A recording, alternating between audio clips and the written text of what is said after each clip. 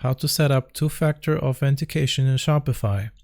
To show you this, I've opened my startup page and I'm just going to go to the top right corner here where it says My Store. After I click on that, I want to go down here where it says Manage Account. And once you click on that, it will open another tab for you. Okay, once we're in here, we're going to go to the left-hand side and go to Security. And once we're there, we want to scroll all the way until we see two-step authentication.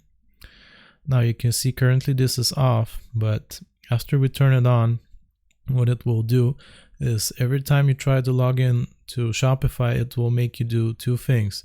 First of all, you have to enter your email and password, and the second one being that it will request a verification code, a security key, or it will make you confirm your login on a trusted device every time you try to log in. And to do this, we go to turn on two-step, and once you click on that, it will make you authenticate that it's you.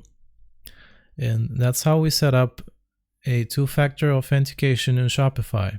I hope this was useful. Remember to like and sub, and I'll see you next time.